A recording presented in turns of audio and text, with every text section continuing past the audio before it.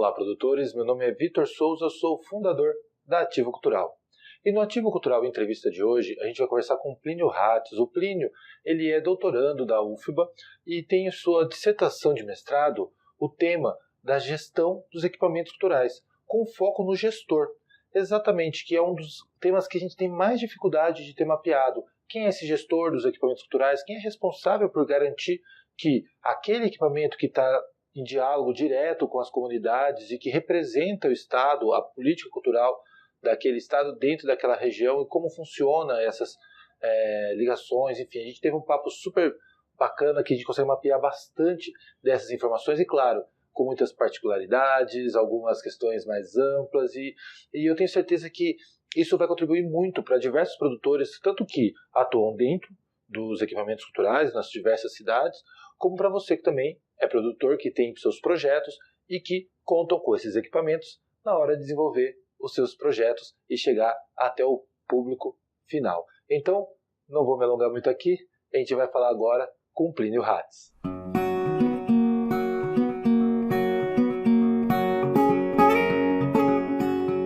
Muito obrigado, Plínio, por você estar aqui conversando com a gente na Ativo Cultural. O Plínio, para quem não sabe, né, eu estive na questão de algumas semanas atrás no Seminário Internacional de Políticas Culturais, lá na Casa Rui Barbosa, no Rio de Janeiro, ali no Botafogo. E o Plínio estava apresentando um projeto dele. Era o de mestrado que você estava apresentando, né, Plínio? Isso, de mestrado, a dissertação de mestrado. Dissertação de mestrado que ele estava apresentando lá. E eu comecei a perceber ali a riqueza que existia daquele conteúdo e o quanto isso seria relevante para a gente conversar aqui hoje. Então, entrei em contato com o Plínio, ele de imediato quase se colocou à disposição, se interessou em vir aqui conversar com a gente e estamos aqui. Plínio, muito obrigado. Queria que você só se apresentasse, pessoal, faça um pouco aí da sua trajetória, de como você chegou dentro desse ramo de pesquisa e dentro do seu ramo profissional, que é dentro da área cultural também, não é isso, Plínio? Isso. Primeiramente agradecer também o convite. É um prazer estar aqui conversando um pouquinho com vocês. Eu sou formado em produção cultural aqui pela Universidade Federal da Bahia. Me graduei em 2007, terminei a faculdade. E logo depois que eu terminei a faculdade, fui trabalhar no Estado, né? Fui trabalhar na Fundação Cultural do Estado da Bahia, numa coordenação chamada Coordenação de Equipamentos Culturais. E foi dar continuidade a uma temática que eu já havia me apaixonado ainda na graduação, porque durante a graduação eu fiz parte de um grupo de pesquisa chamado Equipamentos Culturais de Salvador, Públicos, Políticas e Mercados, que era orientado pela professora Gisele Nussbaumer, professora da Faculdade de Comunicação. E logo depois de terminar a faculdade, de fazer parte desse grupo, de produzir uma série de artigos e de estudos acadêmicos sobre essa temática, né? Sobre os equipamentos culturais da cidade e a relação desses equipamentos com os públicos, com as políticas desenvolvidas, com o mercado cultural da cidade. Aí eu fui trabalhar nessa coordenação de equipamentos culturais públicos, uma coordenação que administrava 18 equipamentos culturais em todo o estado. Nossa! 6 na capital e 11 no interior do estado. Então foi daí que partiu esse interesse e me apaixonei, de fato, pela gestão de equipamentos culturais, né? Nossa, que bacana. Nessa coordenadoria, você era responsável por exatamente qual área? Você era a parte mais da gestão do equipamento ou isso também dialogava com a área de programação ou a área de difusão? Como é que funcionava essa divisão? Só para a gente também conhecer um pouco da realidade aí do Estado. Então, essa coordenação, eu tive a sorte de ter participado em 2 subcoordenações dela, né? Eu fui coordenador de programação e fui coordenador administrativo. Então, eu trabalhava tanto na parte administrativa, manutenção, reforma desses espaços, alvará de funcionamento, toda essa parte, e também na parte de programação. Depois de um tempo, 1 ano, 2 anos trabalhando nessa parte administrativa, eu migrei para a parte de programação, onde a gente planejava projetos para os equipamentos, buscava ações, né, de difusão, ações de mediação, enfim, uma série de ações que pudessem tornar esses equipamentos mais próximos das comunidades onde eles estavam inseridos, né?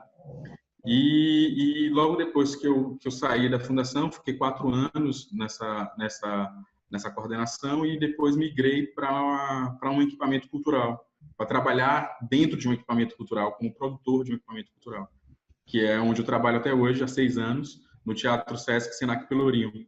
Legal. E a vivência é diferente, né, de você estar numa sede coordenando à distância 18 equipamentos culturais, do que você estar em loco, dentro de um equipamento, vivenciando montagem, desmontagem, entra cenário, sai cenário, artista, oficinas, o público chegando, o público saindo, e a dinâmica é outra, obviamente.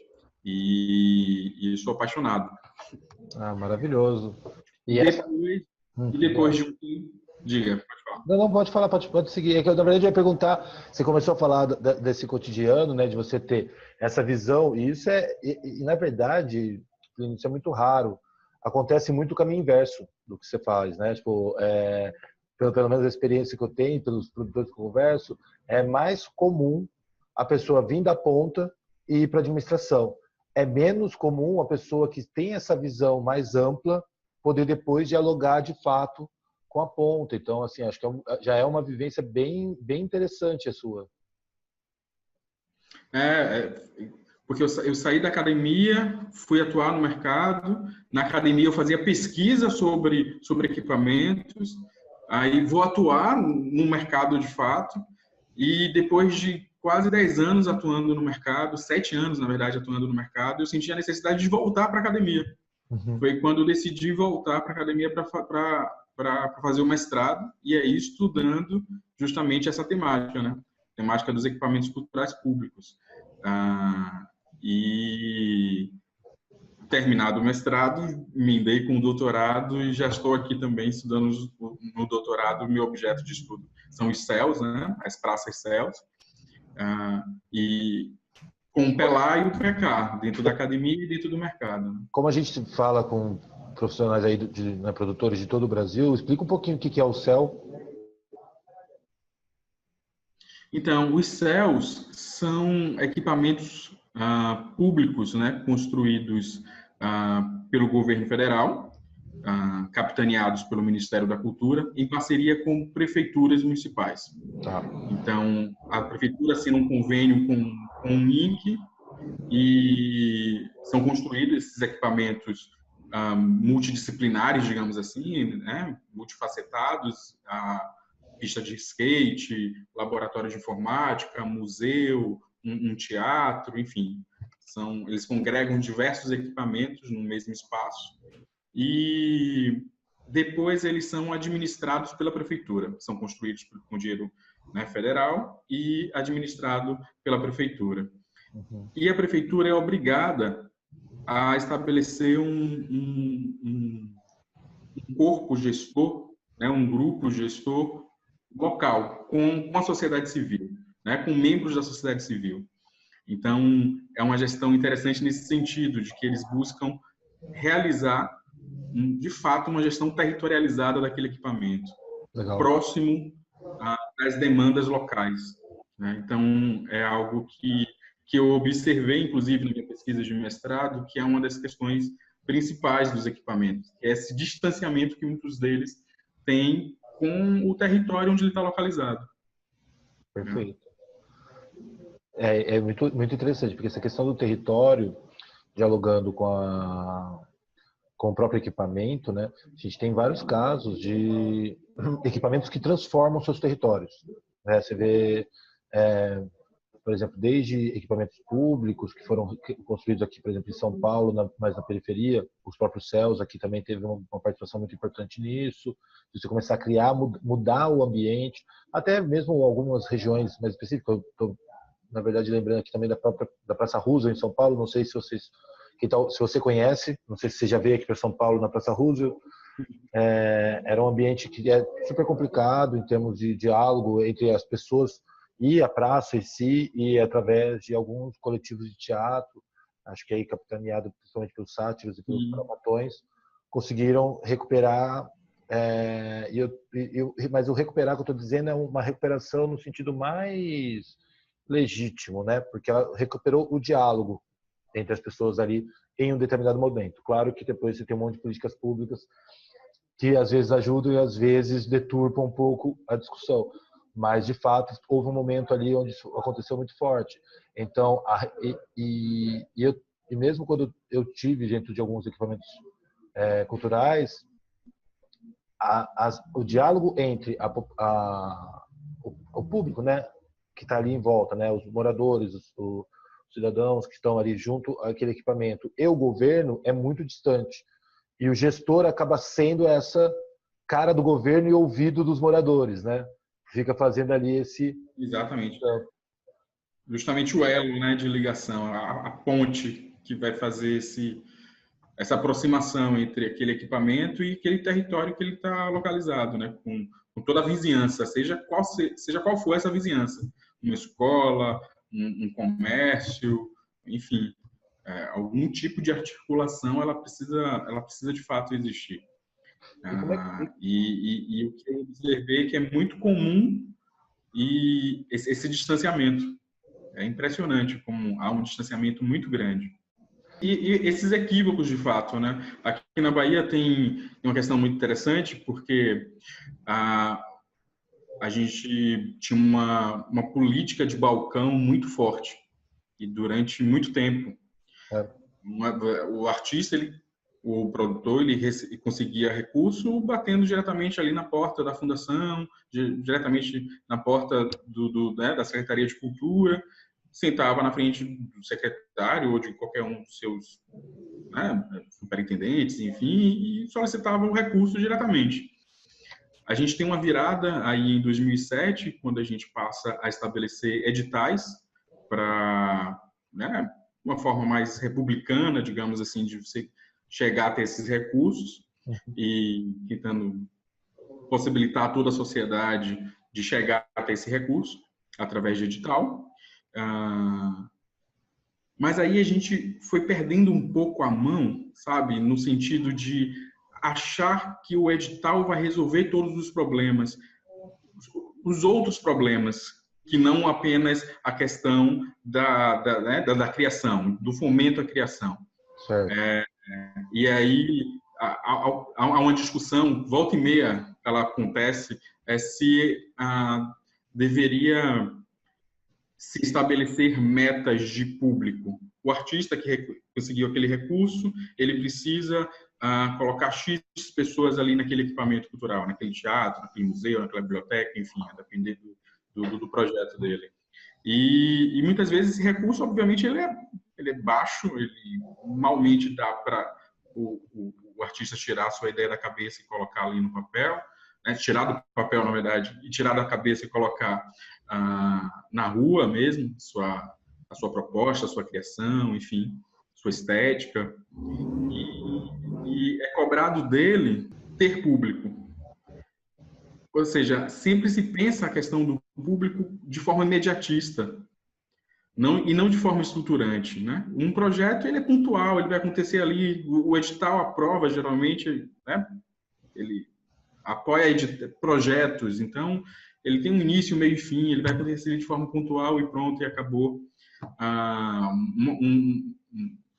Ações de mediação, ações de formação de público, ela precisa ser permanentes, elas precisam ser estruturantes, e elas não combinam com o projeto especificamente, nesse sentido, né? Já que o projeto ele vai acontecer e vai acabar, e a ação de formação ela não pode acabar. E então, não é com o edital que a gente resolve isso. Então, a gente precisa resolver isso de outra forma, com outras estratégias. É buscar, e eu acho que é isso que a gente ainda não conseguiu se debruçar. E foi o que eu encontrei na minha pesquisa de mestrado. Assim, são poucos os equipamentos que conseguem pensar estratégias de médio e longo prazo, sabe? Em ações que possam desenvolver o encantamento do público, a sensibilidade do público, buscar novos públicos e não apenas aquele público já cativo. E você faz isso de formas diversas, desde a comunicação, que tem que ser uma comunicação que pense, que comunique aquele espaço para além do que ele vai apresentar no final de semana seguinte, né? Ela tem que ser uma comunicação que tente aproximar o público de uma forma mais afetiva, né? Eu gosto muito de usar esse termo afeto, porque eu acho que é isso. Eu acho que o equipamento ele precisa tocar as pessoas de alguma maneira. As pessoas precisam entender que aquele local pode ser a sua casa também. Então, a maior parte desses equipamentos, eles não têm um profissional de comunicação, por exemplo. Quando tem um estagiário. Não tem planos de comunicação, tão pouco um plano de comunicação que pense o público de forma afetiva. Então, são muitas deficiências ainda e um caminho longo para encontrar. Obviamente que tem o outro lado, né? Muitas vezes esses gestores eles trabalham na ponta do lápis ali. Imagina você estar num equipamento público desse. São raros os casos que eles têm algum recurso emergencial para alguma despesa importante, uma torneira que quebra, um cano que rompe. Não há. Muitas vezes esses equipamentos não dispõem nem de funcionários de manutenção, né, que pudessem dar um suporte imediato nisso. Precisam interditar aquela área específica e aguardar uma licitação de 3 meses, muitas vezes. Então, a figura que tem que estar à frente desse equipamento, ela tem que estar muito bem articulada e na busca de contratos de manutenção preventiva desses equipamentos, o que é muito raro. A maior parte dos contratos de manutenção que se encontra é de manutenção corretiva. Né? Você espera quebrar para consertar. Assim, pouco há contratos de manutenção preventiva, de ar-condicionado, de detetização, de troca de extintores, que é o dia a dia desses espaços, desses equipamentos. São questões de segurança, inclusive, e que muitos eles deixam a desejar, às vezes, nesses quesitos. Eu queria que você falasse um pouco disso, assim, desses padrões, né? Tipo, o que tem a questão predial, tem a questão do diálogo. O que você encontrou assim de positivo que você fala, olha, dentro da gestão de equipamentos, eu consigo, tipo, isso são coisas positivas que eu encontrei e da mesma forma, tipo, tem coisas que se repetem que pelo menos pautar aí para a gente por umas 2, 3, até para abrir esse debate também, quem estiver vendo essa entrevista poder também contribuir aí com a experiência e com a vivência de cada um.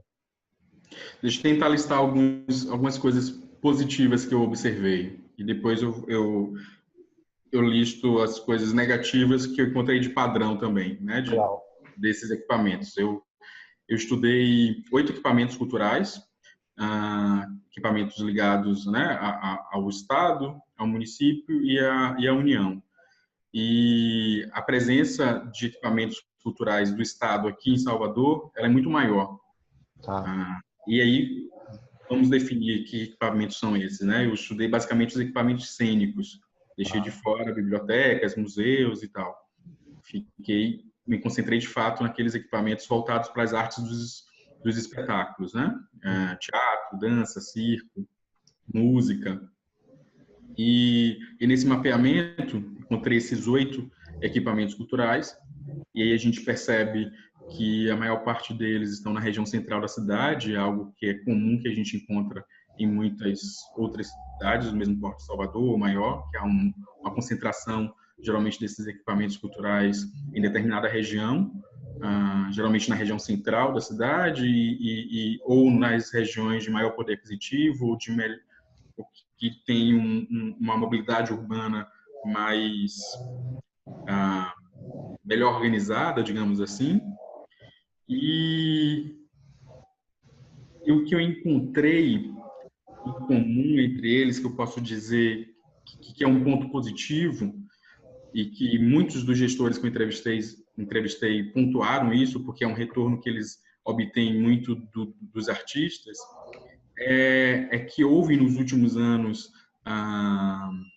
aqui em Salvador especificamente, nesses equipamentos pesquisados, uma transparência maior, ou um investimento em tornar esses equipamentos mais transparentes, os usos desses equipamentos mais transparentes. Legal. Então, era muito comum esses equipamentos ficarem nas mãos de determinados grupos de produtores, de artistas, e eles hoje são mais abertos, grupos amadores ou grupos semiprofissionais ou produtores iniciantes ou produtores renomados, todos eles têm o mesmo acesso ou possibilidade de acesso a esses espaços, né? Há uma carência enorme na cidade, por exemplo, de espaços de criação, né? De ensaio, de pesquisa. Então, muitos desses equipamentos, às vezes, dispõem de salas de ensaio, e essas salas de ensaio, muitas vezes, eram quase monopolizadas assim, por grupos privados, né?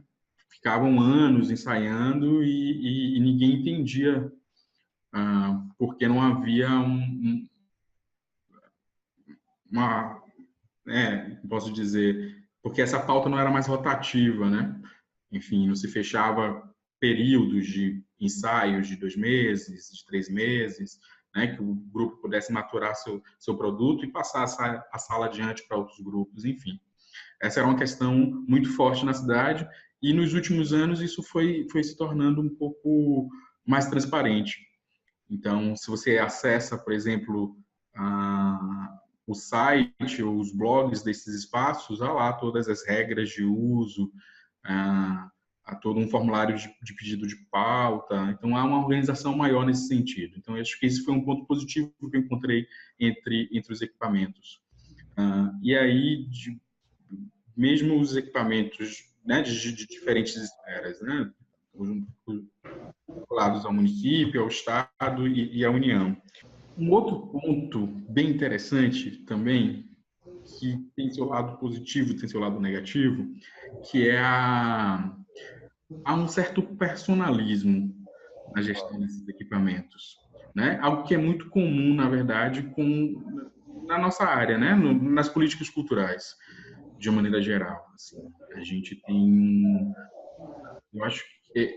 eu acredito um pouco isso, a nossa frágil institucionalização ainda no campo da cultura. Então, a gente preza ainda mais as pessoas do que as instituições. Então, muitas vezes, esses equipamentos, os gestores desses equipamentos, eles que definem por si só qual o perfil, qual é o conceito do espaço, isso quando o espaço tem um conceito, e eles e é comum do gestor, às vezes, não ouvir o equipamento, né? Porque o equipamento, ele fala por si só, ele tem uma estrutura arquitetônica, né, que pede determinados tipos de atividades ou não, ele está localizado em determinada região da cidade, que tem sua história, que tem suas questões sociais, que tem, né, sua vizinhança. Então, tudo isso diz algo para o equipamento, né, que caminhos ele pode seguir. E muitas vezes acontece do gestor tapar o ouvido para isso e ele não, eu quero esse equipamento seja um pequeno TCA. Eu falo TCA porque o TCA é o nosso maior equipamento cultural aqui da cidade. O Teatro Castro Alves, isso, né? O Teatro Castro Alves, exatamente. Onde acontecem, enfim, as principais atrações culturais da cidade. Sim.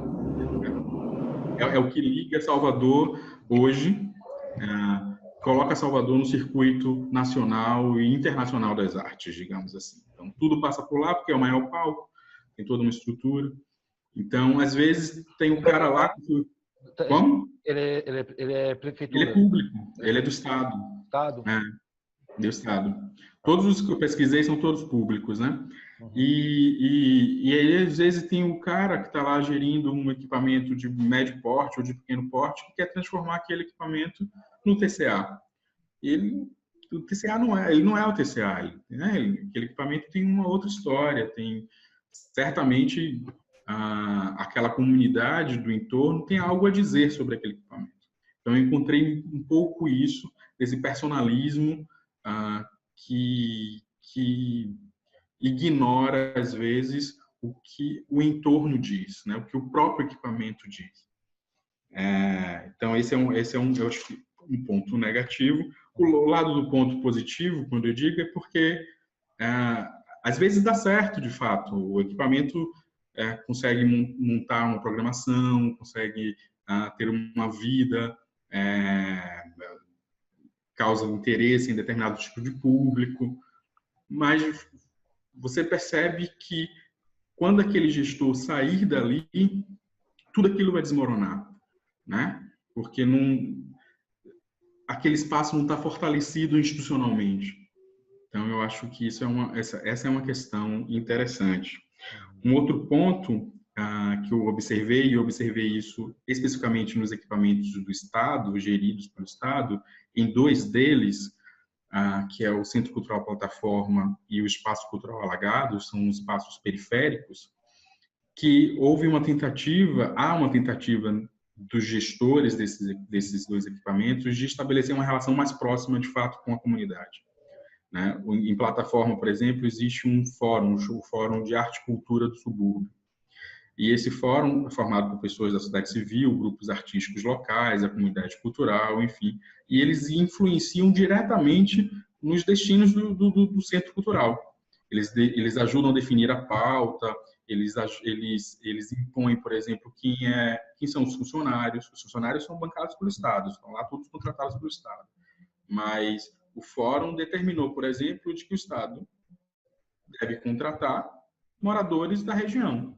Então, todos os funcionários são moradores da região do subúrbio. Isso porque o fórum se colocou de forma bastante contundente, enfim. E eles tentam construir essa relação, essa gestão de uma forma compartilhada entre o fórum e o poder público. E, obviamente, que isso tem seus avanços, seus retrocessos, seus fluxos, contrafluxos. Tem horas que há embate mais forte, né? De qualquer forma, porque assim, a partir do momento que você tem a sociedade ao redor organizada e abraçando esse equipamento, indiferente ao gestor que passa, indiferente ao governo que está lá, você tende a ter, não é uma regra e também não é certeza, mas você tem uma tendência, você acredita que aquilo tem uma possibilidade de ter mais estabilidade em termos de fluxo de pessoas, de programação continuada, de formação de público, de fato, meio que cumprir a função de um equipamento naquele espaço, né? Exatamente. Senão fica sempre aquela lógica das caravelas chegando, né? Chega lá e traz uma obra de não sei quem, que ninguém sabe quem é, que não tem comunicação, não tem espaço para poder divulgar, porque também se você não está com a comunidade do seu lado, o gestor muitas vezes também não tem, como você falou também, é um plano de comunicação, uma verba de comunicação, para as pessoas saberem de que se trata aquilo que está chegando. Quando você tem já a sociedade organizada para trazer essa programação, para fazer esse trabalho, isso flui muito mais fácil. E esse caso de plataforma é interessante porque houve, depois de 7 anos, a troca, né, a saída da gestora que estava à frente, e entrou um outro gestor, e eles conseguiram manter quase a totalidade dos projetos que eram executados dentro do espaço. Obviamente que deve ter havido mudanças, a gestão, a personalidade de um, a diferença da personalidade do outro, mas o equipamento continua lá, continua executando seus projetos que executava, continua tendo a inserção que tinha na comunidade, continua sendo um espaço que é um berço importante. É engraçado, porque eu dou aulas na Faculdade de Comunicação, no curso de Produção Cultural, que eu me formei, e muitos alunos do subúrbio estão em sala de aula hoje como alunos, e eles sempre falam do Centro Cultural Plataforma, assim, de que é um espaço que eles frequentam ou como público, ou fazem parte do fórum de arte e cultura. E eu fico muito feliz porque o Centro Cultural Plataforma ele esteve fechado durante 20 anos, foi reaberto justamente em 2007, quando eu comecei a trabalhar na Fundação Cultural do Estado da Bahia, naquela coordenação de equipamentos culturais que eu falei no início. Então, foi naquele momento a gênese dessa construção desse fórum e dessa relação com o poder público. Então, foi um modelo que a gente, inclusive, tentou exportar para outros equipamentos. E aí que é um dado interessante. Ah, a gente tentou implantar fóruns em outros espaços e não necessariamente funcionou, porque, obviamente, cada espaço tem suas especificidades, né? Cada comunidade tem a sua história e a sua forma de se relacionar. Então, a gente foi descobrindo, fazendo, que não dá para pegar modelo pronto e copiar no outro. Então, de fato, mais um motivo para a gente sempre olhar para o território. O território, quer dizer, né? Então, foi algo que a gente foi observando. Imagina, a gente trabalhava numa coordenação de 18 equipamentos culturais, não dava para ter um plano específico para cada espaço. A gente tentava trabalhar num padrão geral para todo mundo, né? Claro. A plataforma estava dando certo com aquela história daquele fórum, daquela relação com a comunidade, aquilo foi funcionando, funcionando. Vamos pegar isso e transportar para todos os outros. Não. Alguns deu certo e a maioria deles não deu certo. Então, foi aí que a gente percebeu, olha, peraí, eu preciso pensar como é que a Casa da Música, que fica em outro território da cidade de Salvador, no bairro de Itapuã, como é que ela pode dialogar com sua comunidade? Como é que ela pode construir essa relação de parceria entre o poder público e a sociedade civil na gestão desse equipamento, tendo em vista que esse equipamento possa atender as demandas dessa comunidade. Uhum. Isso pode ser feito. Isso vai ser feito pensando estratégias dentro daquela comunidade e não transplantando, né, um outro modelo. Isso foi algo que foi entendendo e descobrindo fazendo, né? É riquíssima essa experiência, porque não só a experiência de fato de você ter esse fórum, como você também tentar, né, gerar novas conversas e perceber que a conversa se dá com os dois lados, né? Não adianta você querer, da mesma forma, não adianta você vir com uma diretriz dizendo que vai engolir goela abaixo uma demanda ali, como também querer que essa demanda surja espontaneamente porque você decidiu, né? Isso é o diálogo, você tem que conversar, entender e estar ali no dia a dia. Mas me parece que, de qualquer forma, toda essa gestão ela é descentralizada e, por isso, traz esses resultados, né? Uma gestão mais centralizada tende a ter mais dificuldade de ter esse olhar individual, né? Então, acho que são casos bem interessantes e acho que traz um retorno aí, uma visão do que pode ser pensado. Talvez esse seja o maior achado de toda essa questão. Para qualquer lugar que você tiver, saber que a base é você ter alguém ali dentro daquele equipamento que tenha o mínimo de autonomia, porque afinal de contas é ela que vai poder dialogar com o redor. Sim. E é isso que vai legitimar aquele espaço, né? Exatamente. A autonomia do gestor é essencial nesse sentido. E ele ter essa consciência, de fato, de que ele é esse criador de pontes, né? De pontes com a vizinhança, de pontes com outras áreas né, do poder público ao qual ele está vinculado. Então, pensar ações com educação, com saúde, com justiça, cidadania, enfim. É o papel fundamental dele, assim. Tem uma gestora que eu gosto muito, que é a Ana Vanesca, ela administrou durante muito tempo o Centro Cultural Plataforma, e ela sempre dizia assim, que fazer junto é muito difícil, que é muito mais fácil você fazer sozinho, né? Ali no gabinete, se define, pronto, tá feito. E que construir algo junto, ele é muito difícil, ele é muito demorado. E você precisa ter tem muita força de vontade, muita paciência, porque vai ter muitos avanços e muitos retrocessos nisso, né? Nesse processo, nessa construção. Então, e é isso. Não dá para desistir nos primeiros entraves, porque são muitos. E continuar persistindo no diálogo. Parece bobagem falar isso, né? Parece... É o básico, né? Mas é o básico. O diálogo é o básico. E é impressionante como ele é raro, às vezes, dentro, né, no âmbito, no segmento dos equipamentos. Assim. Como esses equipamentos podem ter ações que são pontuais e que são específicas da relação dele com o território, e de que forma eles conseguem trabalhar em rede, né? Conseguir dialogar entre eles para conseguir, de alguma forma, garantir um território mais fértil, né, um trabalho cultural mais potente, né? Tipo, que práticas que são possíveis para que esse gestor que está dentro de uma mesma secretaria, que aí é o caso, você falou que é o oposto disso, né? Tipo, que a pessoa está dentro de tudo que leva a crer que ela vai conversar e não conversa.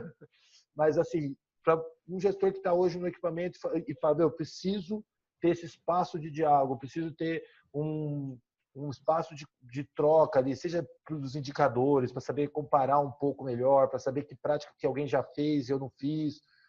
Como você consegue ver algum tipo de rede nesse sentido? Você conhece algum trabalho que já tem evoluído nesse sentido? O SESC tem alguma coisa nesse sentido que você acha que vale a pena ser compartilhado, que outros equipamentos possam aplicar?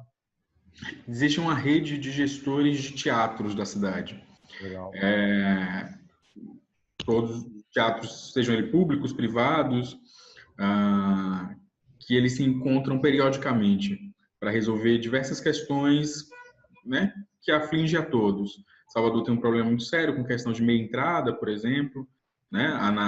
Há no mercado muitas carteiras falsas, há uma prática muito comum de acesso na bilheteria para comprar meia entrada com o comprovante de matrícula, algo que é contra a lei, né? Vai de encontro à lei da meia entrada. A lei da meia entrada é muito clara, ela solicita que seja apresentada a carteirinha de estudante vinculada àquela determinada associação, que está lá descrita, inclusive, em lei também.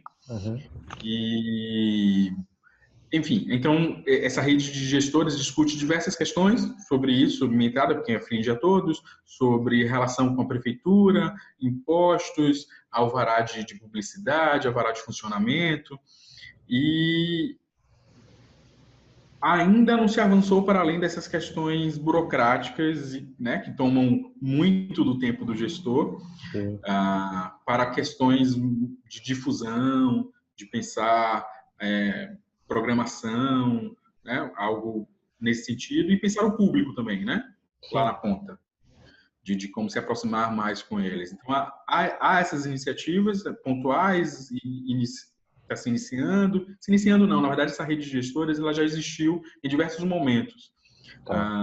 Eu sei que na década de 90 existia, depois ela teve ela se desfez, no início dos anos 2000 novamente ela voltou, e agora, mais recentemente, uns 2, 3 anos, ela retomou e tem conseguido manter um número razoável de encontros periódicos para tratar de assuntos que afligem a todos. Eu acho que essa é uma iniciativa importante, obviamente, porque faz parte dessa construção de diálogo, e ouvir o outro é importantíssimo. Tem um trabalho aqui da Fabiana Pimentel, que é uma pesquisadora e trabalha também no Teatro Castro Alves, e ela fez uma pesquisa de mestrado bem interessante, que foi uma pesquisação com equipamentos culturais da região central de Salvador, de um corredor cultural da cidade, que a gente entra ali, fica no corredor da Vitória, no centro da cidade, concentra-se ali, sei lá, tem uns 10, 12, 15 equipamentos culturais, entre museus, bibliotecas, teatros e tal, e ela fez um trabalho com esses gestores durante 9 meses, se reunindo com todos eles, botando todos eles para sentar, para conversar, e foi interessante, ela observou diversas coisas do tipo, 2 equipamentos que trabalhavam, que estão lado a lado há anos, e os gestores não se conheciam, e enfrentavam problemas comuns, como estacionamento, por exemplo, e um conseguiu resolver de determinada forma e o outro não havia conseguido. Então, através da pesquisa que ela realizou, que conseguiu fazer o contato com esses gestores, colocou todos numa mesa e eles puderam conversar sobre seus problemas comuns, como eles se resolviam. Aí você fala, você faz dessa forma? Interessante, talvez possa servir para mim também, então posso também ver se não faço isso. Que legal, por que o meu ingresso não vale meia na sua entrada? E aí 1000 possibilidades podem surgir, desde essas coisas menores e imediatas que a gente pode pensar, até ações e parcerias maiores. E isso foi fruto de uma pesquisa de mestrado, né? Sensacional. Porque o diálogo precisa sair de algum lugar, e é isso. a gente sabe o poder que tem a cultura, em termos tanto de indústria, né, o potencial que ela tem de desenvolvimento e de contribuição aí para a economia do país, e também sabe que ela tem uma grande vantagem, uma das poucas indústrias que tem essa vantagem, que ela não concorre entre si, né? Se você tem um ambiente que tem ali diversos teatros, eles juntos, eles são muito mais fortes. Claro. A pessoa que vai assistir o espetáculo naquele ambiente na sexta-feira, a chance dela voltar lá no sábado ou em outro teatro, né, ali na região, talvez não para ver o mesmo espetáculo, mas para ver um outro espetáculo no mesmo equipamento, é enorme. Então, quanto melhor você trabalhar esse diálogo ali, você cria um polo, você cria um território, você desenvolve aquele ambiente, né? E você As consegue poucas pesquisas, melhores, inclusive, para poder fazer isso, né? As poucas pesquisas de consumo que a gente tem uma recente que eu estava, inclusive, lendo recentemente, que é a da Gisele Jordão e da Renata Lucci, o Panorama Setorial da Cultura Brasileira. E que ela fez uma grande pesquisa, né, do consumo cultural do brasileiro, que é uma pesquisa que corrobora com várias outras, já apresentadas em artigos pela Botelho, por exemplo, pesquisas realizadas na França e tal. E a Renata e a Gisele comprovaram o seguinte, isso que você acabou de dizer, aquele público que consome, quanto mais ele consome, quanto mais acesso ele tem, mais ele quer consumir.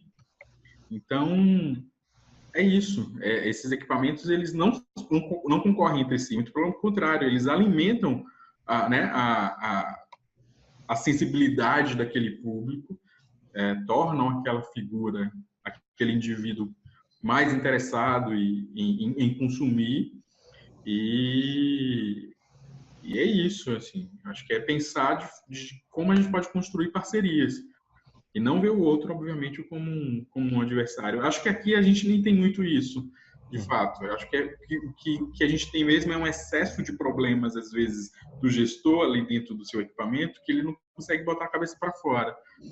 Eu acho que não é só uma falta de interesse do gestor de botar a cabeça para fora, porque, de fato, ele não consegue.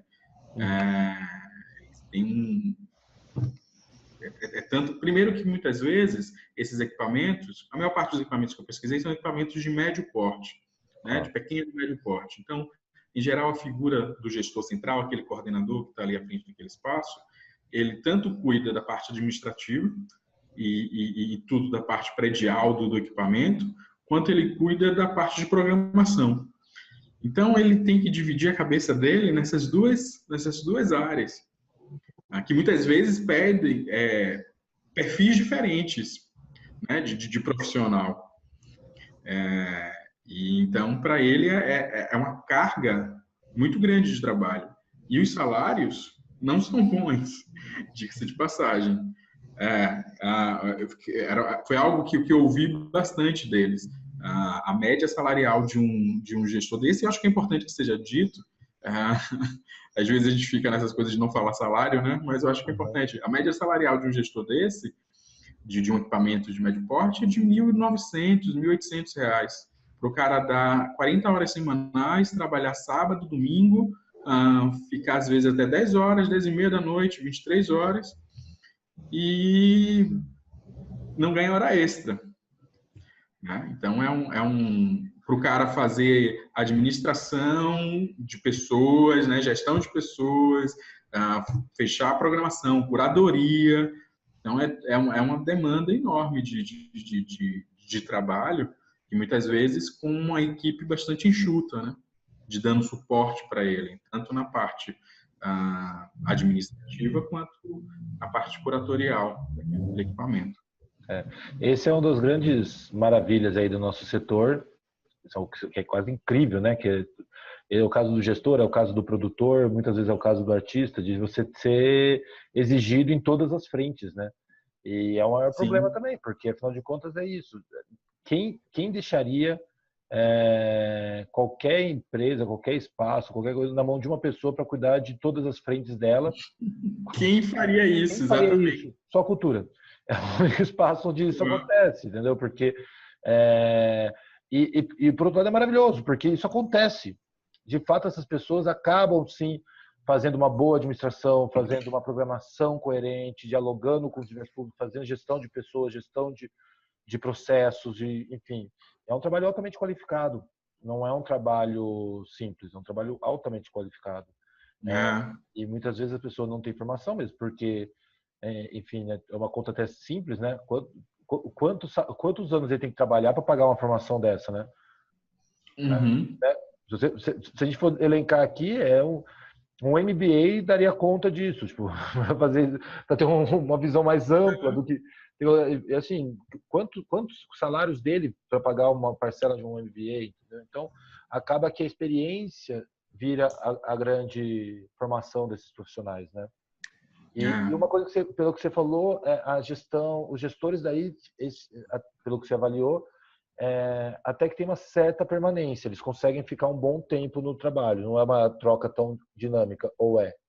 Qual que é a média de permanência? Dos gestores que eu entrevistei, boa pergunta. Eu não cheguei a fazer uma média, mas eu consigo estabelecer agora, mais ou menos. Eles ficam em torno de 4 anos, a média. Praticamente não é pouco tempo, é um tempo, um tempo de uma gestão, geralmente. Foram dos equipamentos entrevistados, né, pesquisados, eu tive apenas 1 ou 2 equipamentos que teve mais do que 3 gestores. Todos os outros teve ou 1 ou 2 ao longo de um período de 2007 para cá, né, de 10 anos. Então, é um período de permanência razoável. Sim. Dá tempo de você solidificar ações, de você, né, criar. Mas muitas vezes acontece que, como eu falei, o gestor sai e os projetos vão todos por água abaixo. Às vezes quem assume dá uma outra cara para o espaço. A gente tem isso aqui. Assim, tem um equipamento que ele tinha uma cara muito específica, um conceito que ele era especificamente criado por aquele gestor. Ele saiu, foi para um outro espaço, ele saiu do estado, foi para a prefeitura, levou quase que o seu conceito, e quem assumiu, acho que não conseguiu segurar aquele perfil que tinha sido estabelecido. E isso acontece bastante. Então, acho que a preocupação desse gestor tem que estar, ele tem que ficar muito ligado para fortalecer a instituição, fortalecer o equipamento em si, e não as suas ideias, ou enfim, né? Tem muitas funções aí para o gestor de equipamento cultural, tem muitas demandas e tem também um território aí livre para ele poder também reinventar esse formato, né? Sair dessa questão mais, fugir ao máximo, né, dessa questão mais burocrática, aí tentar trazer novas ideias, trabalhar mais próximo da comunidade e, na medida do possível, também orientar aí toda a gestão pública, dar mais autonomia a esses profissionais, porque de fato são eles que estão ali fazendo a roda girar, colocando todo mundo para dialogar no mesmo espaço. E tem um quesito importante que eu acho que é o artista nisso, né? O fazedor. E ele tem que estar próximo, porque esses equipamentos, a maior parte deles, por exemplo, foram construídos na década de 80, alguns foram construídos na década de 60 e tal. Então, a arquitetura desses equipamentos muitas vezes não acompanha mais a forma de produção da arte hoje. Então, às vezes um palco italiano ali engessado não acompanha o que a produção artística está sendo feita na cidade e tal. Então a gente precisa ter talvez equipamentos mais maleáveis nesse sentido, né? Uma mobilidade diferenciada dos espaços, criações diferentes que possam possibilitar que a produção do artista esteja ali naquele espaço também. Enfim, então o olhar do artista nesse sentido é importante também. E uma coisa que a gente observa muito aqui em Salvador, a gente tem alguns equipamentos assim, são 2 coisas. Primeiro equipamentos com muros, né, e grades, assim, são equipamentos que você olha, não, ele não me quer ali dentro, não pode ser, ele não me chama. Primeiro porque as fachadas muitas vezes são feias, são pouco chamativas ou pouco atraentes, né? Tem fachada de equipamento cultural que eu digo que é uma fachada de uma clínica e não de um centro cultural.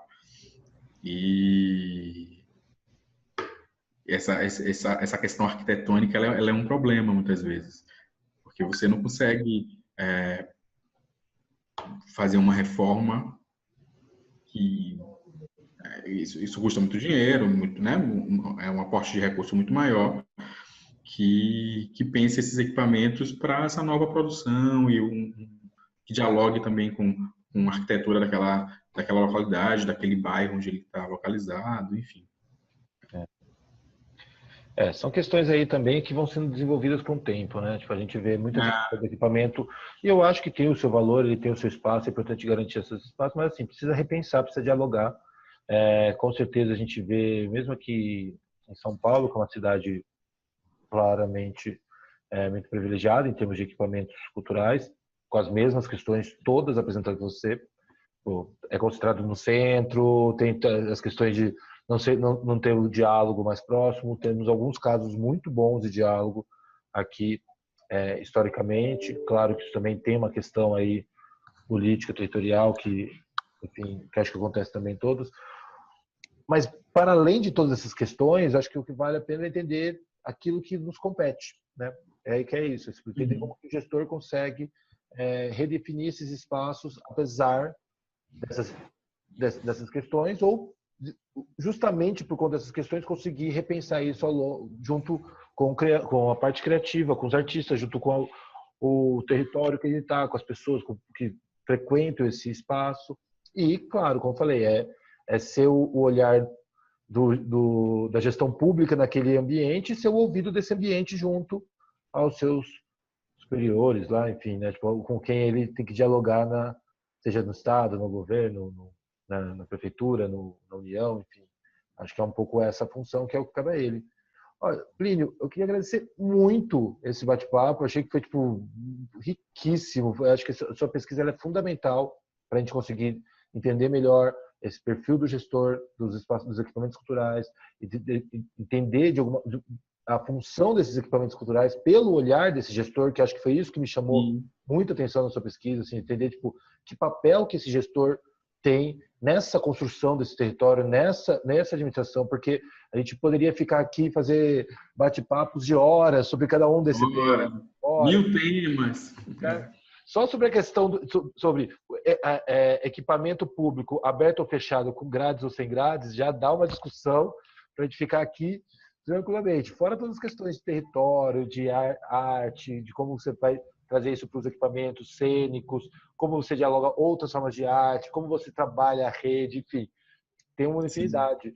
E saber que tem pessoas na academia trabalhando esse pensamento e, de fato, ali na prática, né, pessoas que estão no mercado, que estão trabalhando no mercado e que estão levando isso para a academia e vice-versa, fazendo essa ponte, é fundamental. Então, assim, eu queria agradecer muito, para encerrar, que claro, né, tipo, saber se você tem alguma coisa para contribuir aí também para outros produtores, como eu disse aqui, a gente trabalha com algumas frentes da produção, então muitas pessoas estão ouvindo aqui a gente e vendo esse nosso bate-papo. Muitos deles estão vinculados com a parte artística, são produtores de espetáculos, de cênicos, né, que é o que a gente está mais abordando hoje, mas, enfim, de qualquer forma, estão mais voltados com o artístico, outros que estão muito mais voltados ao território, construções de novos territórios, e outros que estão de fato dentro dos equipamentos, né, que são mais gestores de equipamento.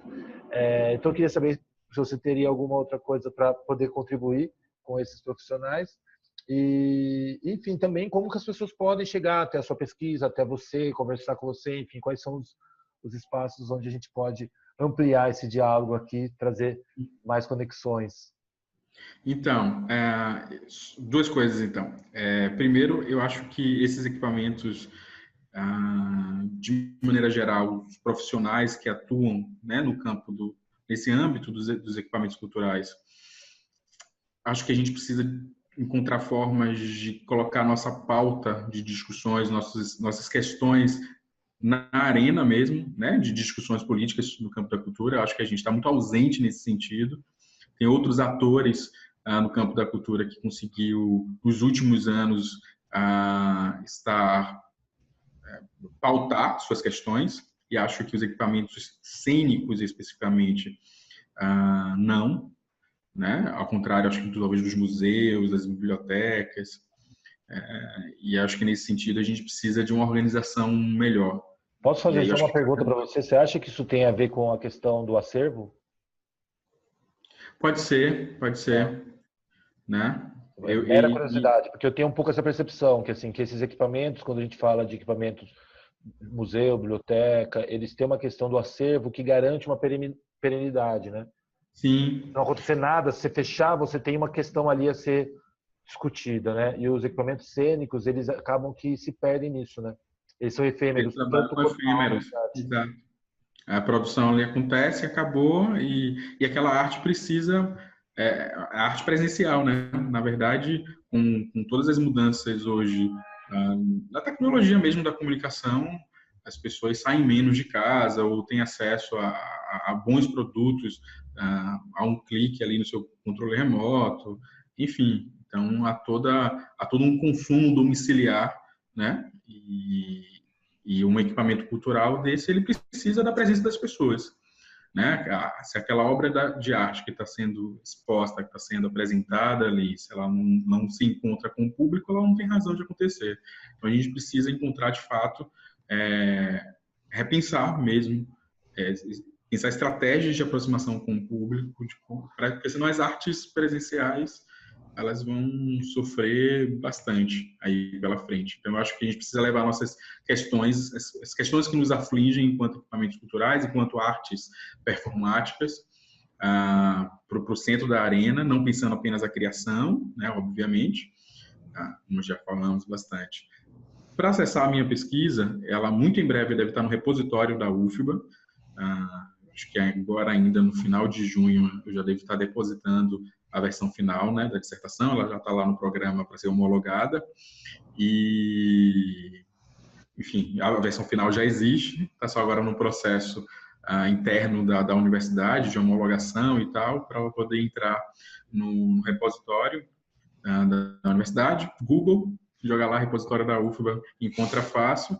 Eu tenho também algumas pesquisas e artigos e pequenos ensaios escritos sobre a temática no Observatório da Diversidade Cultural, que é um grupo de pesquisa ao qual eu faço parte. É um grupo de pesquisa ligado à UENG, a Universidade Estadual de Minas Gerais, e à PUC Minas, e tem um braço aqui na UFBA. Ela é coordenada pelo professor Dr. José Márcio Barros,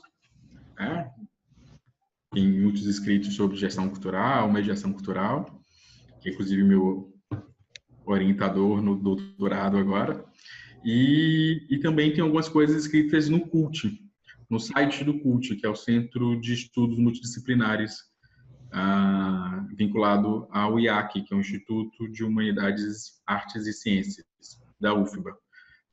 Lá tem minha monografia de graduação, que foi uma pesquisa de públicos que eu fiz com um teatro daqui da cidade, que é um tema, então, sempre que me interessa muito, entender, né, a dinâmica dos públicos, como as pessoas interagem e consomem cultura e arte, enfim. Então, nesses sites, no site do Observatório da Diversidade Cultural, no site do CULT e no repositório da UFBA, é possível encontrar esses escritos, esses estudos, a minha dissertação, minha monografia, enfim. Quem tenha vontade, leiam, comentem, compartilhem.